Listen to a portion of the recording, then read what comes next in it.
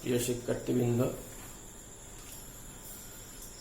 করোনার এই বৈশ্বিক মহামারীতে আশা করি সবাই ঘরে আছো, নিরাপদে আছো। আমি অসিত গাইন, সহকারী শিক্ষক, বাজুয়া মাধ্যমিক বালিকা বিদ্যালয়, বাজুয়া দাপক খুলনা। আমি আজ তোমাদের সাথে যুক্ত হয়েছি তোমাদের রসায়ন বইয়ের একাদশ অধ্যায়ের হাইড্রোকার্বন সম্পর্কে কিছু ধারণা দেওয়ার জন্য। তো হাইড্রোকার্বন সম্পর্কে পাঠ শেষে আমরা কি শিখব, আমাদের শিক্ষণফল কি হবে সেটা একটু দেখে নিই। আমাদের প্রথম শিক্ষণফল হবে হাইড্রোকার্বন সম্পর্কে আমরা জানতে পারবো। দ্বিতীয় শিক্ষণফল যে কোনো হাইড্রোকার্বনের সংকেত লিখতে পারবো। তৃতীয় শিক্ষণফল হাইড্রোকার্বন হতে উৎপন্ন কিছু যৌগের সংকেত লিখতে শিখবো বা লিখতে পারবো। আমরা মূল পাঠে চলে যাই। আগে শিখবো হাইড্রোকার্বন কি। হাইড্রোকার্বন, এই পরমাণুটি কি? কার্বন পরমাণু। আরেকটি পরমাণু লিখলাম হাইড্রোজেন। এই দুইটি পরমাণু মিলে যত যৌগ গঠিত হয় সেগুলোকে আমরা বলি হাইড্রোকার্বন।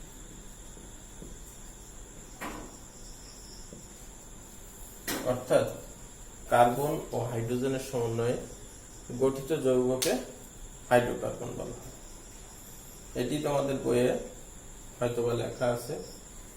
আর হাইড্রোকার্বন কি, এটা বিগত বছরে অনেক পরীক্ষায় এসেছে, সুতরাং সংকেতটা তোমরা লিখে নিতে পারো। হাইড্রোকার্বন কি? কার্বন ও হাইড্রোজেনের সমন্বয়ে গঠিত যৌগকে হাইড্রোকার্বন বলে। এই সংজ্ঞাটা আমি যদি আরেকটু স্পেসিফিক ভাবে বলতে চাই, কার্বন ও হাইড্রোজেনের সমন্বয়ে গঠিত জৈব যৌগকে হাইড্রোকার্বন বলে। এখন তোমরা বলবো জৈব যৌগ কি? আসলে জৈব যৌগ হচ্ছে হাইড্রোকার্বন এবং হাইড্রোকার্বন থেকে উৎপন্ন সকল যৌগ। তাহলে জৈব যৌগ সংজ্ঞা লিখতে পারো তোমরা। হাইড্রোকার্বন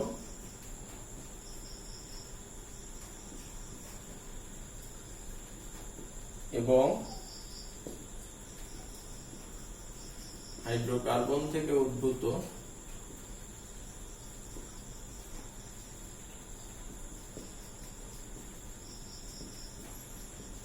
সকল যৌগকে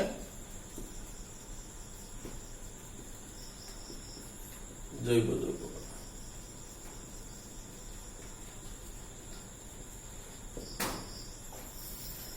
তাহলে আমরা বুঝতে পারলাম যে হাইড্রোকার্বনও একটা জৈব যৌগ। তার মানে সকল হাইড্রোকার্বনই জৈব যৌগ, কিন্তু সকল জৈব যৌগ হাইড্রোকার্বন হবে না। এমন কিছু যৌগ আছে আমরা সচরাচর দেখে থাকি যেগুলোতে কার্বন হাইড্রোজেন ছাড়াও অন্য পরমাণু আছে, কিন্তু সে জৈব যৌগ। যেমন আমরা সবাই ভিনেগার দেখেছি।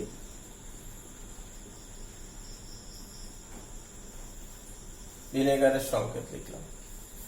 এই ভিনেগারের মধ্যে কার্বন আছে, হাইড্রোজেন আছে, তাছাড়া অক্সিজেন পরমাণু আছে। এটা শুধু হাইড্রোকার্বন নয়, কিন্তু এটি জৈব যৌগ। এজন্য আমরা বলতে পারবো সকল জৈব যৌগ হাইড্রোকার্বন হবে না, কিন্তু সকল হাইড্রোকার্বন অবশ্যই জৈব যৌগের আওতাভুক্ত। তো আসি আমরা হাইড্রোকার্বনের শ্রেণী বিভাগ।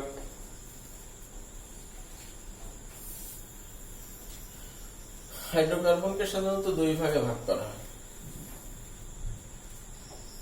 একটি অ্যালিফ্যাটিক হাইড্রোকার্বন, অপরটি অ্যারোমেটিক হাইড্রোকার্বন। তাহলে আমরা একটু শ্রেণী বিভাগটা লিখি। Hydrocarbon, aliphatic, aromatic.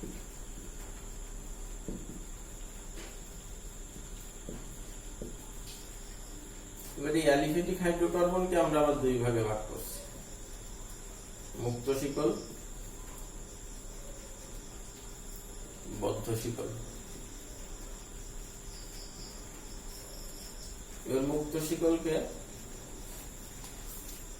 আমরা দুই ভাগে ভাগ করছি, সম্পৃক্ত, অসম্পৃক্ত। এই সম্পৃক্তের মধ্যে আমরা আলোচনা করব অ্যালকেন, আর অসম্পৃক্তের মধ্যে আলোচনা হবে অ্যালকিন, অ্যালকাইন।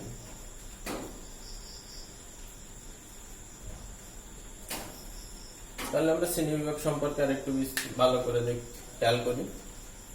হাইড্রোকার্বনকে দুই ভাগে ভাগ করলাম, অ্যালিফেটিক হাইড্রোকার্বন, অ্যারোমেটিক হাইড্রোকার্বন।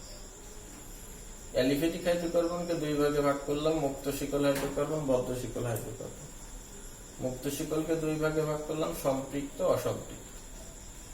সম্পৃক্ত হাইড্রোকার্বন বলতে আমরা অ্যালকেনকে বুঝি, অসম্পৃক্ত হাইড্রোকার্বন বলতে অ্যালকিন ও অ্যালকাইন।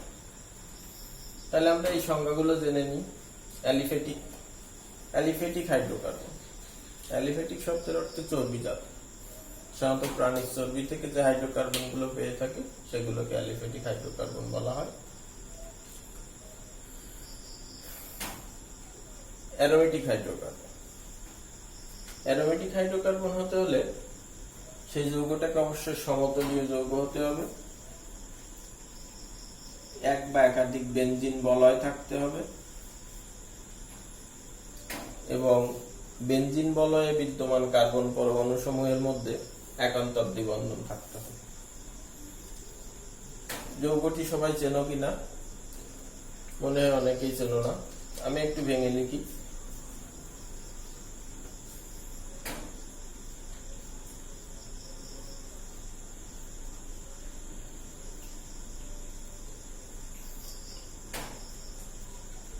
ছয়টি কার্বন পরমাণু। আমি বেনজিনের সংকেত লিখতে চাচ্ছি, বেনজিনের সংকেত C6H6। দেখতে চাই কিভাবে কার্বন পরমাণুগুলো যুক্ত আছে এবং কার্বন পরমাণুর সাথে হাইড্রোজেন পরমাণুগুলো যুক্ত আছে। তো আমি শুরুতে বলেছি সমতলীয় হতে হবে, একান্তর দ্বিবন্ধন থাকতে হবে। একান্তর দ্বিবন্ধন মানে একটি দ্বিবন্ধন একটি একক বন্ধন, একটি দ্বিবন্ধন একটি একক বন্ধন। এবার যে কোনো জৈব যৌগ বা অ্যারোমেটিক হাইড্রোকার্বন, অ্যালিফেটিক হাইড্রোকার্বন তথা হাইড্রোকার্বনে কার্বনের যোজনী 4। তা কার্বনের প্রতিটা যোজনীকে যদি আমরা হাতের সাথে তুলনা করি তাহলে কার্বনের 4টি হাত আছে। এখানে কার্বনের 3টি হাত পূরণ আছে, অবশিষ্ট হাতে একটি হাইড্রোজেন পরমাণু। এখানেও একইভাবে একটি হাইড্রোজেন পরমাণু, হাইড্রোজেন পরমাণু, হাইড্রোজেন পরমাণু, হাইড্রোজেন পরমাণু, হাইড্রোজেন পরমাণু।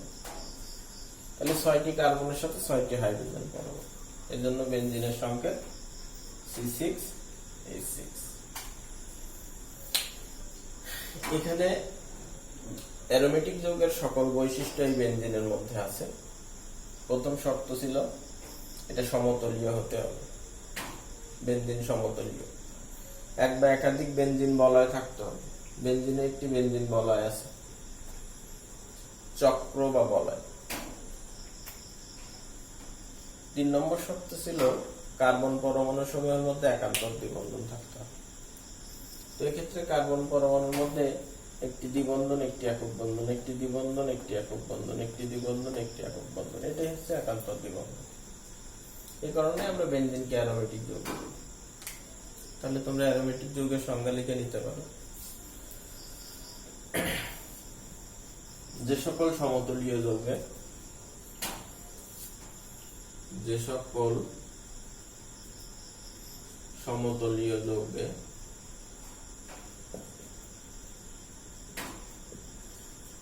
এক বা একাধিক বেনজিন বলয় থাকে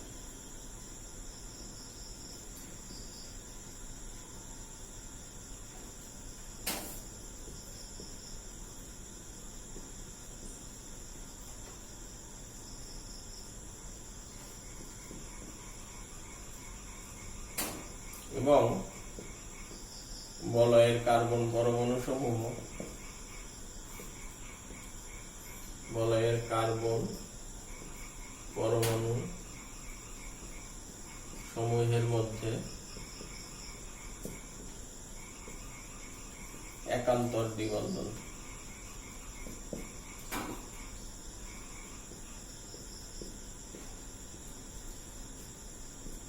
তাদেরকে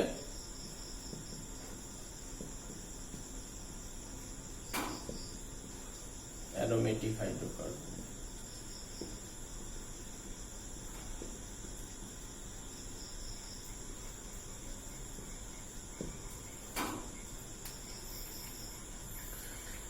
এবার আসি মুক্ত শিকল হাইড্রোকার্বন। যে সকল হাইড্রোকার্বনের দুই প্রান্ত মুক্ত থাকে। দুই প্রান্ত মুক্ত কেমন? আমাদের বাস একটা টার্মিনাল থেকে ছাড়ে, একটা টার্মিনালে যে থামে, শেষ হয়। একটা নির্দিষ্ট টার্মিনাল থেকে যাত্রা শুরু করে একটা লাস্ট টার্মিনালে যে সে থেমে যায়। তো ঠিক সেরকম আমাদের একটা শুরুতে কার্বন থাকবে, আবার শেষেও একটা কার্বন থাকবে। আমরা বুঝতে পারবো যে এটা আমাদের শুরুর কার্বন, এটা আমাদের কার্বন শেষ।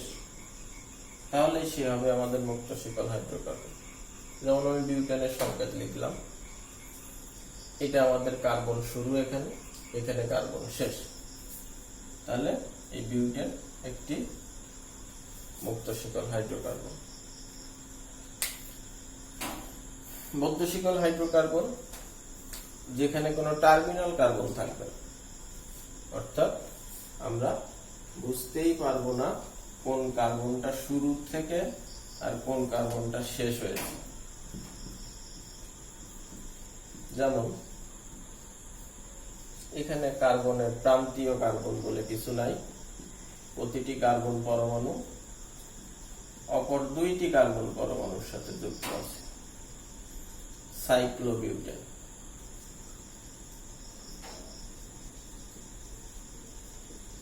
চক্রে আছে বলে সাইক্লো, সাইক্লিক থেকে সাইক্লো, আর 4 কার্বন বলে বিউটেন। এটা আমরা পরবর্তীতে যখন অ্যালকেন পড়ব তখন বিস্তারিত জানতে পারব। এবার আসি আমরা সম্পৃক্ত অসম্পৃক্ত। সম্পৃক্ত হাইড্রোকার্বন কাকে বলে, অসম্পৃক্ত হাইড্রোকার্বন কাকে বলে? তো তোমরা খাতায় লেখো সম্পৃক্ত হাইড্রোকার্বন।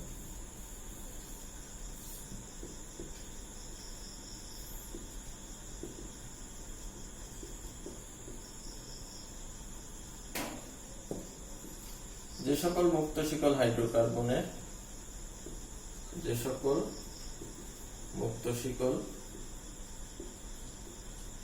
হাইড্রোকার্বন কার্বন কার্বন একক বন্ধন, কার্বন কার্বন একক বন্ধন দ্বারা গঠিত,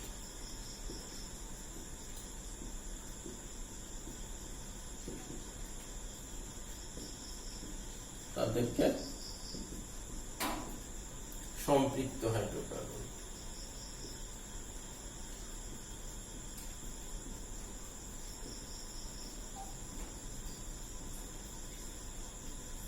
ঠিক একইভাবে অসম্পৃক্ত হাইড্রোকার্বন। তাহলে অসম্পৃক্ত হাইড্রোকার্বনের সংজ্ঞা কি হবে তোমরা নিশ্চয় বুঝতে পেরেছো। একক বন্ধন হবে না। তাহলে কি বন্ধন হবে? কার্বনের যোজনী 4, তার মানে কার্বনের 4টি হাত আছে। তো কার্বন একটি কার্বন পরমাণু অপর কার্বন পরমাণুর সাথে একটি হাতের মাধ্যমে যুক্ত হতে পারে, 2টি হাতের মাধ্যমে যুক্ত হতে পারে, 3টি হাতের মাধ্যমে যুক্ত হতে পারে।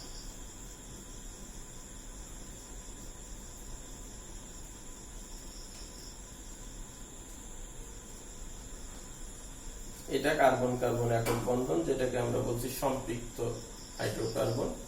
আর এই দুইটা কার্বন কার্বন দ্বিবন্ধন, কার্বন কার্বন ত্রিবন্ধন, এই দুইটাকে বলছি অসম্পৃক্ত হাইড্রোকার্বন।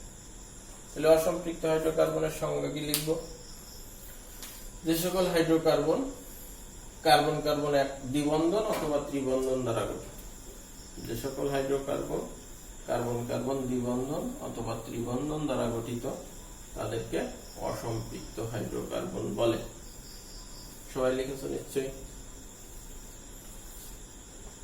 এবার আসি আমরা এই হাইড্রোকার্বনের সংকেত লিখব। প্রথমে সম্পৃক্ত হাইড্রোকার্বন আমি বলেছিলাম অ্যালকেন। তাহলে অ্যালকেন কার্বন কার্বন একক বন্ধন দ্বারা গঠিত। তাহলে অ্যালকেনের সংজ্ঞা কি হবে?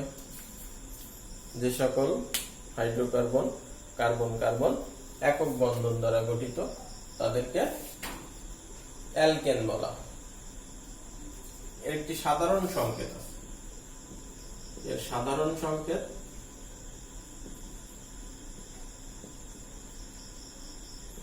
CnH2n+2। এই সাধারণ সংকেত দ্বারা আমরা যে কোনো অ্যালকেনের সংকেত বের করতে পারি। এই একটি সাধারণ সংকেত মনে রাখে, সেটা কিভাবে সম্ভব একটু দেখি। n=1 হলে আমরা এইখানটায় n এর মান 1 বসাই, তাহলে কার্বন পেলাম একটি, হাইড্রোজেন পেলাম 2 গুণ 1 2 যোগ 2 4, একটি কার্বন 4টি হাইড্রোজেন। তাহলে n=1 হলে আমরা পেলাম মিথেন, CH4 নাম মিথেন। একইভাবে n=2 হলে n এর মান বসাবো এখানে 2, তাহলে C2H6 নাম হবে ইথেন। n=3 হলে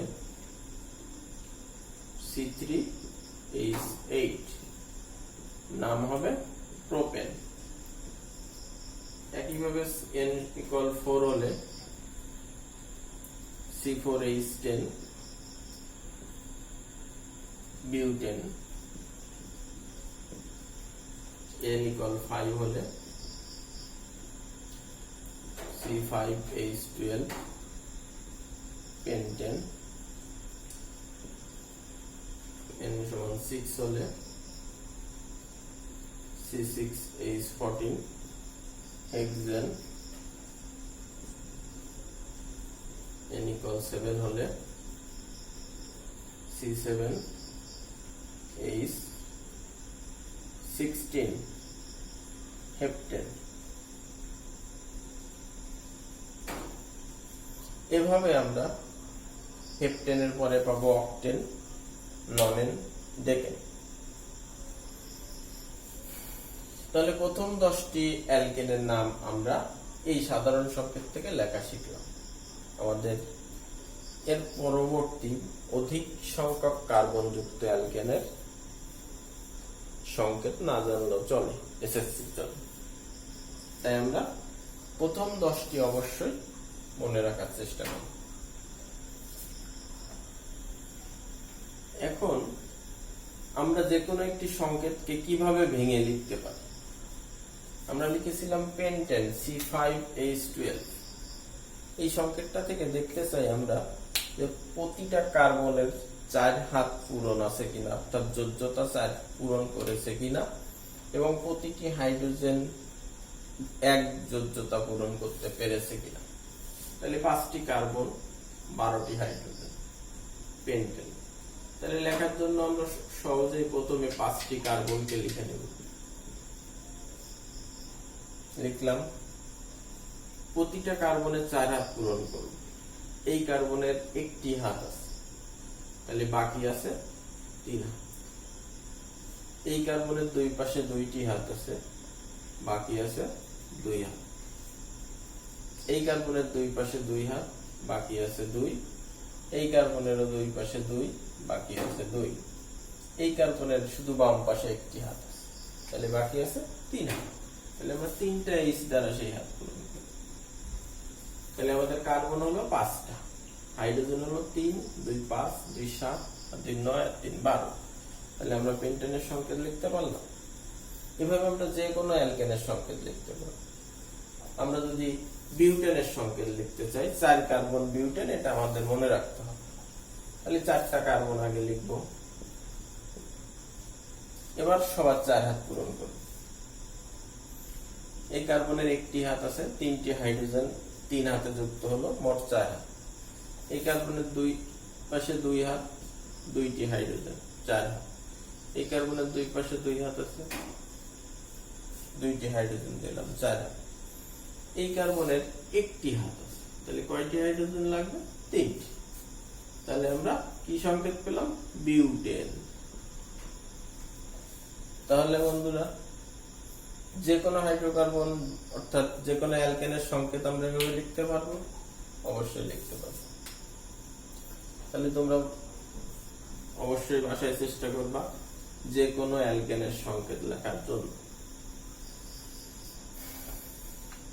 এবার আসি অ্যালকিন। অসম্পৃক্ত হাইড্রোকার্বনের মধ্যে ছিল অ্যালকিন। অ্যালকিন কার্বন কার্বন দ্বিবন্ধন দ্বারা গঠিত। অ্যালকিনের কার্যকরীগুলো, যেখানে কার্বন কার্বন দ্বিবন্ধন থাকবে সেটাকে আমরা অ্যালকিন হিসেবে আইডেন্টিফাই করব। তো অ্যালকিনের সংকেতটা তাহলে তোমরা খাতায় লিখে ফেলো। কার্বন কার্বন দ্বিবন্ধন দ্বারা গঠিত অসম্পৃক্ত হাইড্রোকার্বনকে অ্যালকিন বলে। কি বললাম? কার্বন কার্বন দ্বিবন্ধন দ্বারা গঠিত অসম্পৃক্ত হাইড্রোকার্বনকে অ্যালকিন বলে। এরও একটি সাধারণ সংকেত আছে। এই সাধারণ সংকেত থেকে আমরা যে কোনো অ্যালকিনের সংকেত লেখা শিখব। এর সাধারণ সংকেত CnH2n। তাহলে n সমান 1 হলে, অ্যালকেনে আমরা n সমান 1 শুরু করেছিলাম, তাহলে অ্যালকিনেও n সমান 1 শুরু করব। কিন্তু আমাদের সংজ্ঞায় বলেছে কি, কার্বন কার্বন দ্বিবন্ধন থাকতে হবে। তাহলে কার্বন কার্বন দ্বিবন্ধন থাকতে গেলে কয়টা কার্বন দরকার? 2টা কার্বন দরকার। তাহলে n সমান যদি 1 হয় তাহলে আমরা কার্বন পাই 1টি, আর একটি কার্বনের মাঝে কার্বন কার্বন দ্বিবন্ধন সম্ভব নয়। তার মানে আমরা n সমান 1 এর জন্য অ্যালকিনের ক্ষেত্রে কোনো সদস্য পাবো না। তাহলে n সমান 1 প্রযোজ্য নয় অ্যালকিনের ক্ষেত্রে। n সমান 1 প্রযোজ্য নয়।